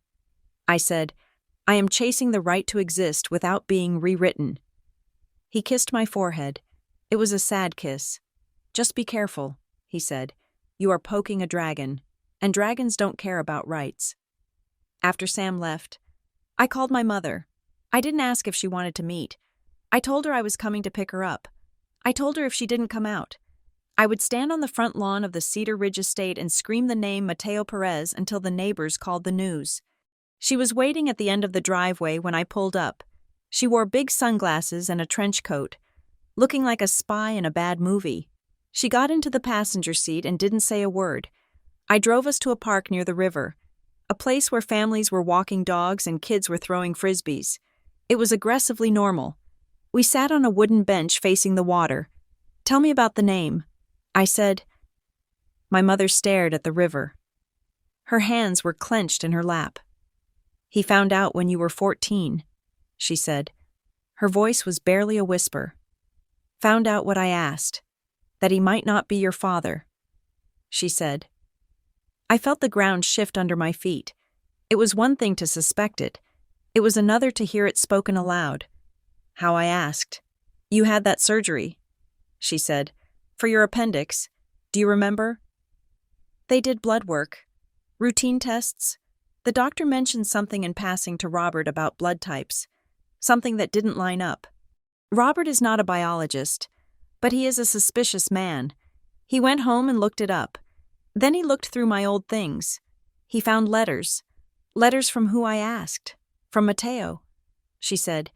"But Matteo died before I was born." I said. She shook her head. "No. Matteo died when you were 6 months old. But we were separated. I was seeing Robert. I was overlapping." She turned to me, lowering her sunglasses. Her eyes were full of a desperate, pleading fear. "I didn't know. Bella, I honestly didn't know. When I got pregnant, I assumed it was Robert's. I wanted it to be Robert's. He was stable. He had money. Matteo was a musician. He was wild. He was broke. When Matteo died, it seemed like a sign, a tragic, clean slate. So I buried it. I married Robert. I gave you his name. I let him sign the affidavit years later to make it official because we needed it for a passport. And when Robert found out I asked, when I was 14, he changed." She said. "He didn't scream. He didn't ask for a divorce. He just went cold. He sat me down and told me that he would stay. He would keep up appearances. He would pay for the house and the cars and your private school. But in exchange, he owned us. Owned you," I repeated. "He said we were liabilities he had decided to manage." She said. "He said you weren't his daughter anymore. You were an investment that hadn't paid off. That is why he was so hard on you. Bella, that is why nothing was ever good enough. That is why you had to earn every scrap of affection. He wasn't raising a child. He was tolerating a stranger." I looked at the river. The brown water churned past, carrying leaves and debris. "My whole life," I said. "Every time I tried to please him, every time I got straight A's, every time I stayed late at the office to help him, I thought I was failing him. I thought I just wasn't good enough." "You were never going to be good enough," she said softly, "because you were the proof of the one time he got tricked. You were the walking evidence that he wasn't in control. I looked at her, and you let him," I said. "You watched him treat me like an employee for 20 years. And you said nothing. I was afraid," she whispered. I stood up. "Fear is not an excuse anymore. Mom," I said, "it is just a habit." I dropped her back at the driveway and drove to the grocery store. I needed milk. I needed normalcy. But as I walked through the automatic doors, I saw my brother, Leo, standing by the cart return. He wasn't shopping. He was waiting. He saw me and walked over. He looked worse than he had the other day. He looked like a man who hadn't slept in a week. "I knew you shopped here on Wednesdays," he said. I kept walking, grabbing a basket. "I don't have anything to say to you." "Leo," I said. "I made the calls," he blurted out. I stopped near the produce section, next to a display of red apples. "What I asked. The wedding," he said. "I was the one who called Aunt Sarah. I was the one who called Cousin Mike. I was the logistics guy. Dad gave me the list and told me to handle it. He said, 'Make sure they understand it is in their best interest not to go.'" I stared at him. The betrayal was so specific, so bureaucratic. "You called them, I asked. You called our family and told them to abandon me." Leo nodded. Tears were streaming down his face, oblivious to the shoppers pushing past us. "I had to. Bella. He has the file on me. The fraud. He told me he had the email drafted to the compliance board. He said he would hit send the second the first guest arrived at your ceremony. So you traded my happiness for your career." I said, I traded your wedding for my life, he said, and I hate myself for it. I haven't slept. I look at my kids and I feel sick. I am a coward. Bella, I know that, but I just wanted you to know. It wasn't because we didn't love you. It was because we were terrified of him. I looked at the apples. They were polished, shiny, perfect. Just like the Perez family reputation, an apology doesn't fix it. Leo, I said, I know. He said, but I am done. I told him this morning. I told him I am not helping him with the next part. What is the next part? I asked sharply. Leo wiped his face with his sleeve. The gala. He said, the community fund event on Friday. He is planning something. He wants you there. He told me to make sure you got the invite. Why, I asked. He needs a picture, Leo said. He needs a picture of the happy family. He needs to show the donors that the rumors about the wedding are false. He needs to show them that everything is fine so they keep writing checks. I gripped the handle of the basket. He wants a prop. I said, he wants a shield. Leo corrected. I went to Joyce Miller's office straight from the store. I told her about Leo. I told her about the gala. She listened, tapping her pen on the desk. It tracks, she said. I had my forensic accountant look at the trust amendment again. The one he wants you to sign, and I asked, it is a masterpiece of restructuring, she said.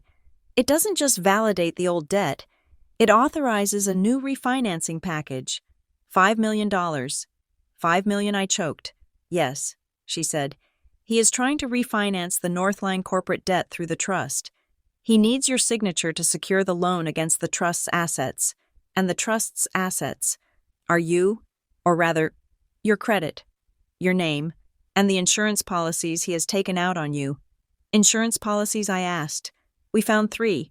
She said, key person insurance, life insurance, big numbers. You are worth more to him dead than alive. Bella. But since killing you is messy, he will settle for financial zombification. He needs you alive, but legally bound to his debt. She leaned forward. The gala is the deadline, she said. The lenders are probably going to be there. The board members will be there. He needs to show them that the Isabella M. Perez Family Trust is solid. That the family is united. That the signature is coming. If I don't go, I said. He spins the story. He tells them I am crazy. He tells them I am estranged. And if you do go, Joyce said, you walk into the lion's den. I looked at the trust document on her desk. I looked at the line where my signature was supposed to go. I am going. I said. Bella Joyce started. I am going, I repeated. But I'm not going as a prop. I am going as a witness. The invitation arrived the next morning. It was heavy cardstock, cream with gold lettering. The Cedar Ridge Community Fund invites you to an evening of excellence, honoring Robert Perez for 30 years of service. Friday, 7 o'clock, the Grand Ballroom. I pinned it to the wall next to the list of betrayals. I spent the next 2 days preparing. I didn't prepare a speech. I prepared my mind. My father's greatest weapon was my emotion. He knew how to make me cry, how to make me scream, how to make me look hysterical. If I walked into that ballroom and started yelling, I would lose. The board would see a crazy daughter having a breakdown. They would believe his story about my instability. I had to be cold. I had to be ice. I had to be him. I practiced in the mirror. Hello. Father? No. I haven't signed it. Yes. I know about the money. I practiced until my voice didn't shake. I practiced until my face was a mask of polite, deadly interest. Sam came home on Friday afternoon. He looked tired, but he had shaved. I am coming with you, he said. You don't have to. I said, I know, he said, but I'm not letting you walk into that room alone. If he wants a family picture, he can have one. But I am going to be the glitch in the frame. I hugged him. He felt solid. The grand ballroom was dripping with money. Crystal chandeliers, centerpieces the size of small trees, a 10-piece orchestra playing soft jazz. The air smelled of expensive perfume and prime rib. I wore a black dress. Sharp, architectural, no lace. I wore my hair pulled back tight. I looked like a widow who had just inherited the estate. We walked in, and I felt the eyes. The guests knew. Glenhaven was a small town. They knew about the empty wedding. They had heard the whispers. They were watching to see if I would cause a scene. I held my head high. I took a glass of champagne from a passing waiter and didn't drink it. Robert was holding court near the stage. He was wearing a tuxedo, looking tan and fit. He was laughing, one hand on the shoulder of the bank president, the other holding a scotch. He saw me. His smile didn't falter, but his eyes tightened, a micro-expression of calculation. He hadn't expected me to show. Or maybe he had, and he was assessing my utility. I didn't approach him. I circulated. I moved through the crowd, listening. I had learned the art of invisibility from being the easy daughter. People didn't notice me. They talked around me. I stood near a pillar, obscured by a fern, and listened to two men with silver hair and board member pins on their lapels. Audit starts Monday. One said, "The numbers are tight. Robert says the trust is solid." The other replied, "He says the daughter is on board. It is just a formality." "I hope so," the first man said, "because if that collateral isn't verified, the bank pulls the credit line, the whole house of cards comes down." I stepped away. So that was it. The audit was Monday. He had 3 days. He was desperate. I felt a hand on my arm. I turned. It was a woman in her 60s, wearing emeralds that probably cost more than my apartment. I recognized her. Mrs. Halloway, a major donor. "Isabella," she said warmly, "it is so good to see you. We were so worried after last weekend." I smiled. My mask was in place. "Thank you, Mrs. Halloway." I said, "It was a difficult day. I just wanted to thank you," she said, squeezing my arm, "for the pledge. The new pediatric wing. Your father told us you insisted the donation be made in your name. It is such a beautiful legacy." I froze. "My name?" I asked. "Yes," she said. "The Isabella Perez wing. It is a lovely gesture. Robert said you wanted to give back to the community that raised you." I felt a cold rage spread through my chest. He had pledged money I didn't have. He was buying social capital with my credit card. He was building monuments to himself using my identity as the foundation. I didn't pledge that money. "Mrs. Halloway," I said. My voice was calm, conversational. She blinked. "Excuse me, I didn't pledge it." I repeated, "I didn't know about it until this moment." Her smile faltered, but Robert said. "Robert says a lot of things." I said.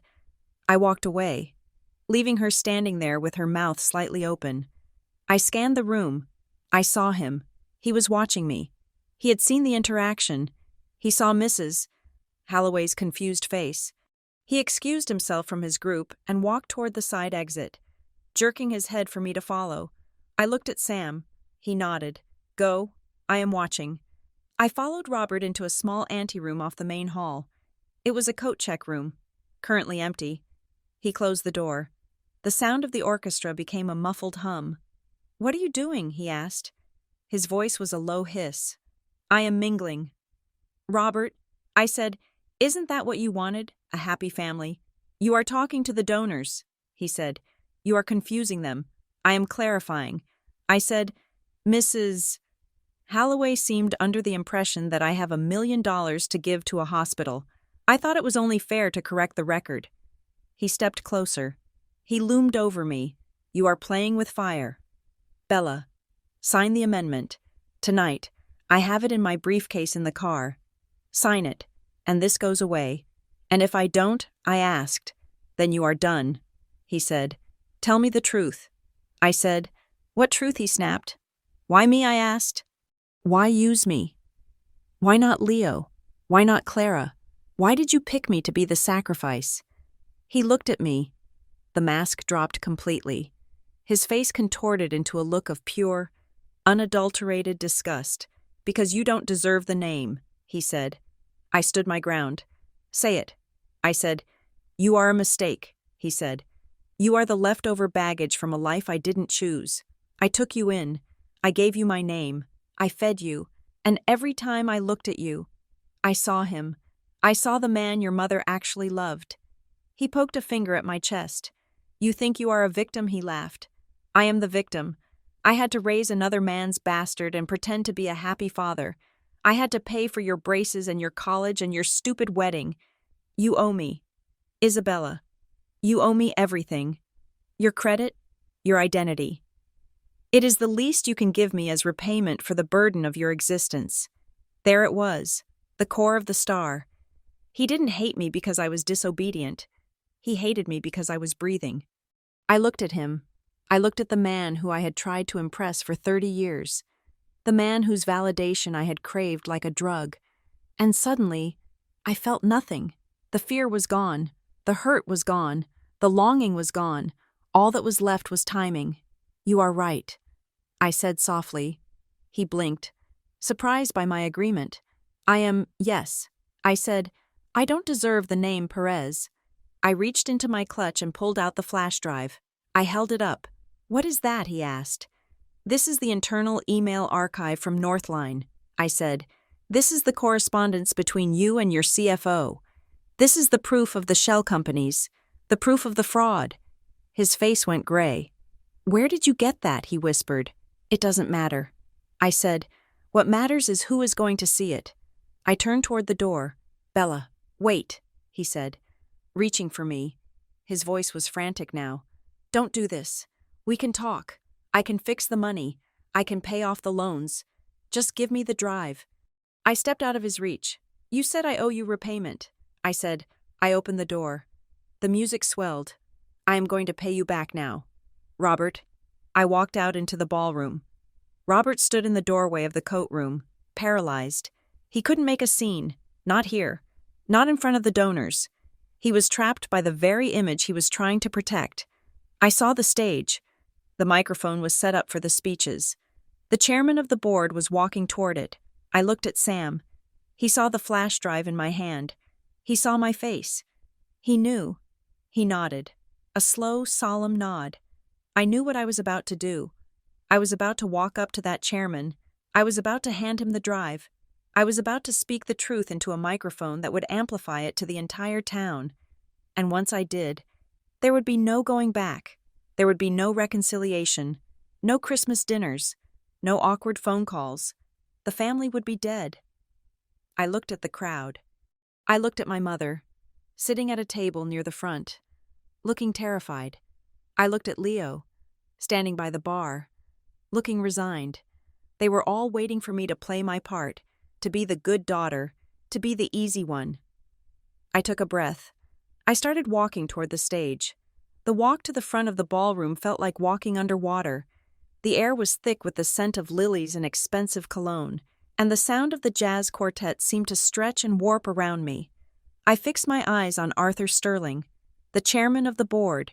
He was standing near the podium, adjusting his cufflinks, preparing to introduce my father as the man of the hour. I didn't run. I didn't rush. I walked with the steady, terrifying cadence of a woman who has already lost everything she was afraid to lose. I reached the group of board members just as my father was stepping toward them. Arthur saw me first. He smiled. A polite, reflex action. Isabella, he said. We were just talking about your lovely gesture. I stopped in front of him. I didn't smile back. Mr. Sterling, I said. My voice was low, but it carried a clarity that cut through the murmur of the nearby crowd. I need 5 minutes of your time, now, before you go on that stage. My father was there in an instant. He moved with the fluid speed of a man protecting his flank. He placed a hand on my shoulder. His grip was firm, a warning disguised as affection.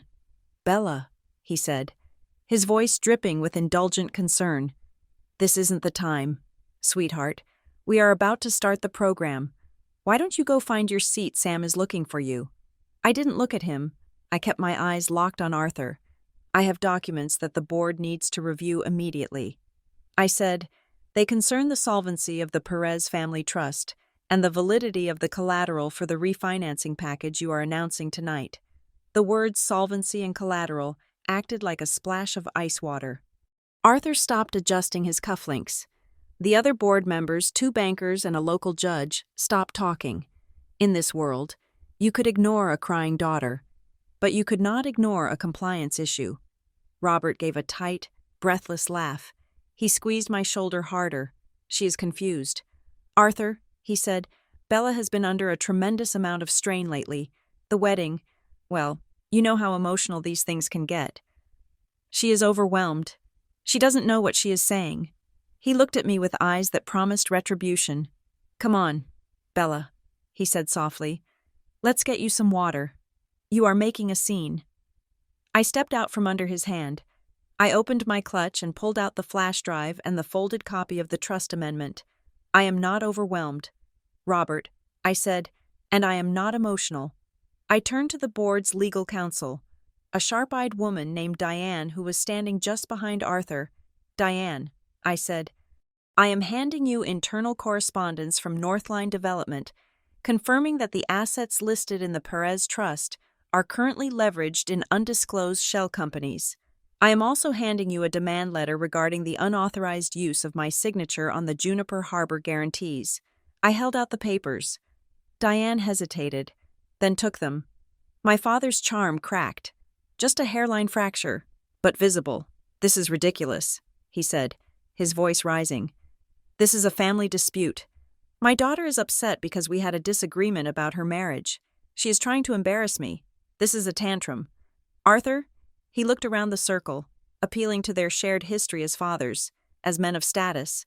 She is newly married, he said, lowering his voice to a conspiratorial whisper. She is unstable. We have been trying to get her help, but I didn't let him finish the narrative. I didn't scream. I didn't defend my sanity. I simply pulled out my phone.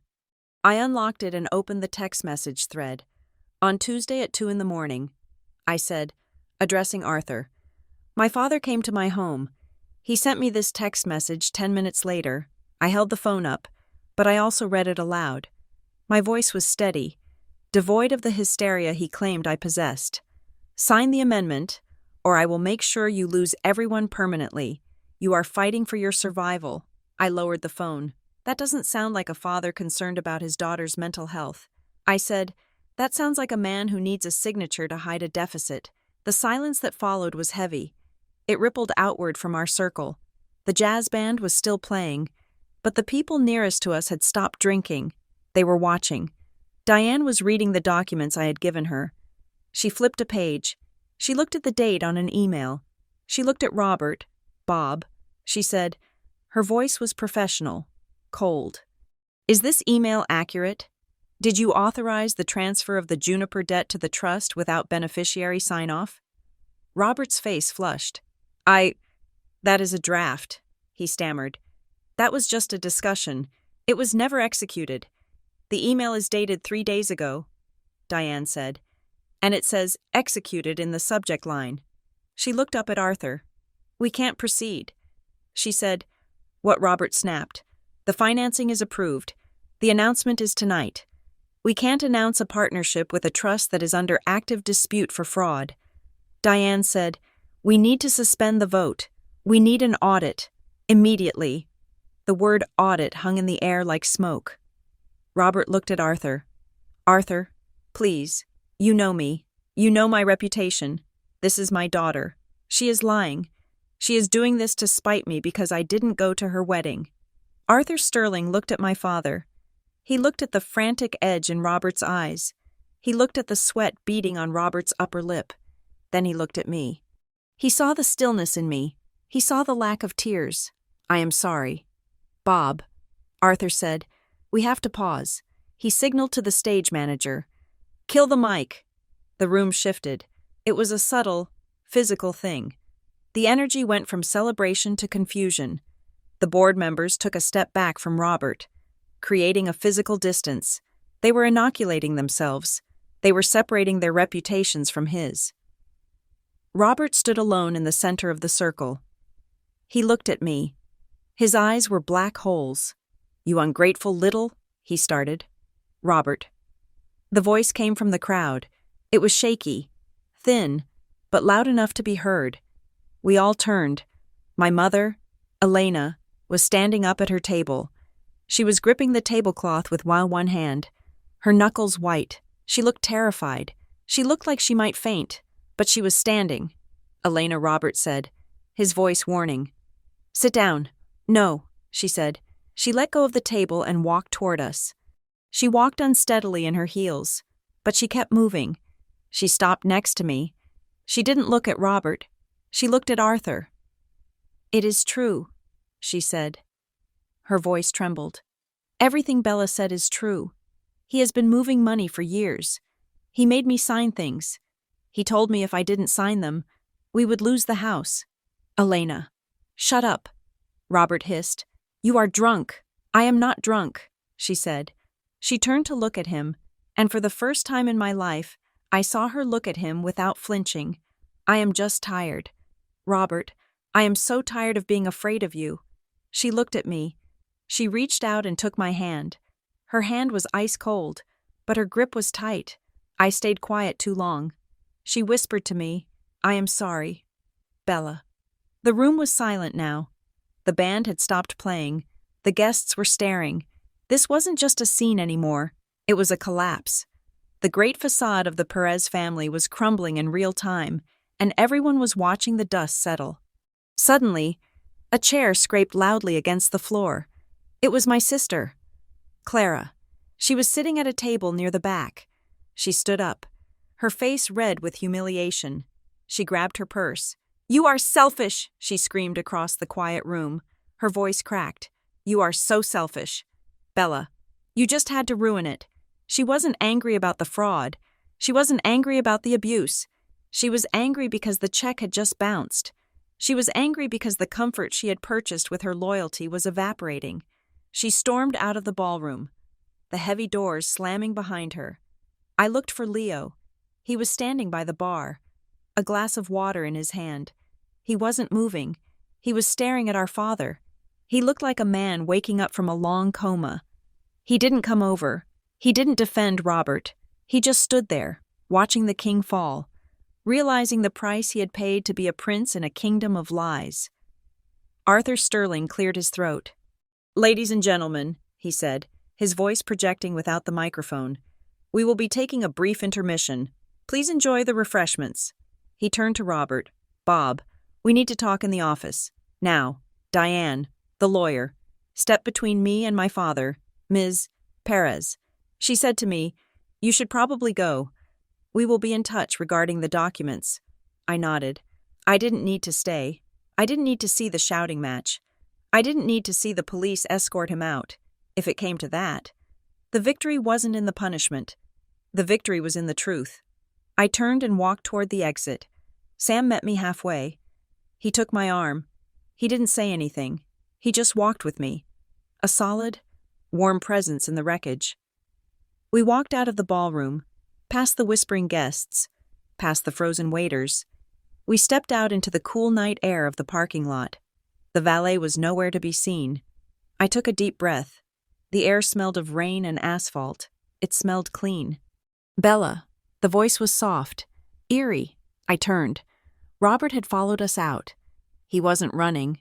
He wasn't shouting. He was standing near the entrance, under the yellow glow of a security light. He looked incredibly calm. It was the calm of a man who has lost the game but still owns the board. "Arthur told me to leave," he said conversationally. "He said they are suspending the vote. He said there will be an inquiry." I didn't answer. Sam stepped in front of me. "Protective." Robert smiled. It was a thin, joyless curving of his lips. "You think you won today," he said. "You think because you handed over a few emails, you are free, you are done." "Robert," I said, "the bank will pull the loans. The audit starts Monday." He waved a hand dismissively. "Money is fluid. Bella, money moves. I will handle the money. I always do. But you—" He took a step forward.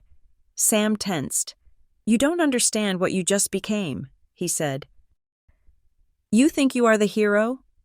In this town, in this family, you are the whistleblower. You are the snitch. You are the daughter who destroyed her father's legacy because of a wedding invitation." He leaned against a concrete pillar, looking at me with a mixture of pity and malice. "Clara will never speak to you again," he said. "Your cousins will block your number.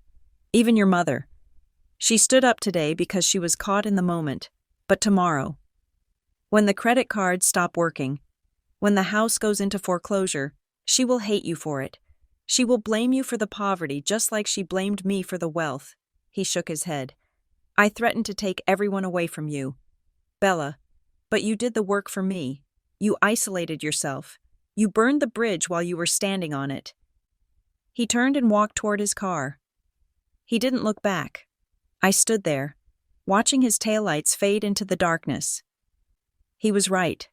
I knew he was right. There would be no victory parade. There would be lawsuits. There would be silence at Thanksgiving. There would be a lifetime of being the woman who broke the family. But as I looked at Sam, and I felt the absence of the crushing weight I had carried for 30 years, I realized something. I would rather be isolated by the truth than surrounded by a lie. Let's go home, I said. The drive back to our apartment was quiet. Sam drove with one hand on the wheel and one hand holding mine. The adrenaline was fading, leaving behind a bone-deep exhaustion. We pulled into our driveway. The porch light was off. I had forgotten to leave it on.